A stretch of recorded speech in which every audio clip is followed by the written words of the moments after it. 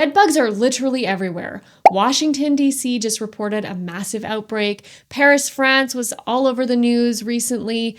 And over 135 countries have reported bed bug infestations. This video is about how to prevent getting bed bugs. Hey guys, I'm Dr. Laura Soong, board certified dermatologist. Welcome to my channel where I talk about all things related to skin and dermatology. If you're new here, make sure you hit that subscribe button and that notification bell so you don't miss any of my future videos. So my husband and I just recently traveled to China and I was so paranoid about getting bed bugs. And I've read up so much about how to prevent catching them. And so I'm going to share with you some of my tips that I learned from my travels, but also the knowledge I have as a dermatologist on how to prevent catching these pesky pests. So the first thing you need to know is bed bugs are master hiders. They are so good at hiding and they hate movement. So they live in cracks in the walls, in the baseboards, in the beds, in headboards, and they just hide and often don't even know that they're there until they come out at night and bite you. And because they hate movement, they're not going to be walking around when you're stomping around your hotel room and ruffling up the sheets. You need to look very carefully for signs that they're in that area. So the first thing that I do when I get into a hotel room is I leave my luggage at the door. And you take your shoes off and don't bring it near the bed. As soon as you get into your hotel room, you want to get in or wherever you're staying, examine the bed area very, very closely because the signs of bed bug infestation can be subtle if there's only a few. So you want to take off all the sheets, look very carefully at the mattress seams, you want to look at the headboard, little cracks and crevices, and you're looking for either the adult bugs, which are small, little circular flat bugs that are kind of a reddish brown color, as well as eggs, which are usually less than the size of a grain of rice and white, and little specks of blood. So kind of little flecks of brown or rust-colored stains. And so if you see any of those signs, immediately exit the room and ask for a different one if you're staying at a hotel, or call the landlord or whoever is renting out the place you're staying, like if it's an Airbnb. You don't want to catch bed bugs if you're staying there. You also want to check out the couches or any other furniture in the area just to be careful. Now, while you're staying in the accommodation that you're at, you want to make sure that you look, I'm itchy already. Talking about bed bugs, I'm like subconsciously scratching myself. While you're there, you want to keep your luggage as far away from the bed as possible. And so you want to keep your luggage on one of those metal luggage racks, far away from the bed. Avoid putting your luggage on the bed wide open or on the desk or other furniture in the room because they could be hiding in those areas and sneak in. You also want to make sure that you zip up or close your luggage when you leave the room. I also recommend that you keep your clothes inside your suitcase. Don't take them out and put them into dressers or other storage closets that are being provided for you. Another tip is to bring a sealable plastic bag with you in your luggage.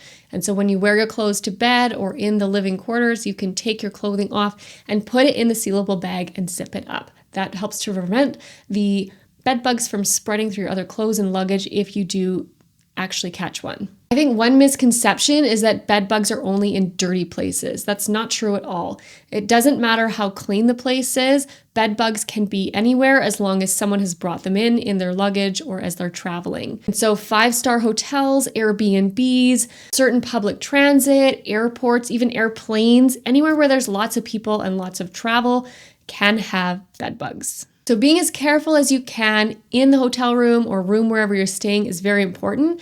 The next phase is when you get home. You need to decontaminate. So when I went to China with my husband, I got like one little bite or something on my neck. It could have been a bug bite outside, but I wasn't sure. So I was super paranoid and I took every precaution that I could to prevent bringing anything into the house.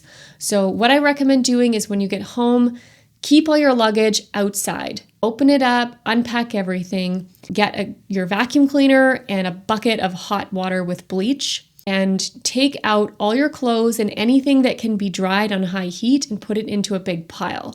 Then gradually, step by step, bring all your clothing and all of your belongings, put it, if it is washable, into the washing machine on hot water cycle, and then dry it on high heat for at least 20 minutes. Anything that can't be washed or you don't want to wash, put it in the dryer if it's heat stable, and put it in there for 20 to 40 minutes on high heat.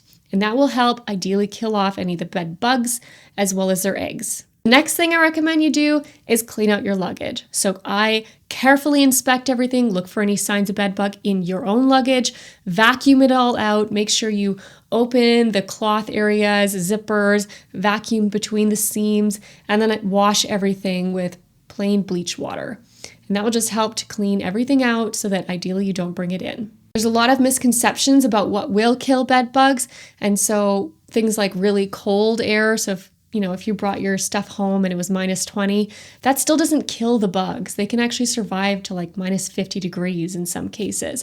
But we do know that in most cases, high heat, at least 40 to 50 degrees, can help to kill the bed bugs off. And that's one of the treatments exterminators will use is heat treatments to kill them off. Once you come home in the coming weeks to months, watch for any signs of bed bugs. Look for any bites on your body every so often to make sure you're not getting swollen bedbug bites on your body. And if you do, the most important thing is to inspect your living areas very, very thoroughly to see if there's any signs of infestation. And if you're concerned, call a professional. I don't recommend DIYing bedbug treatment.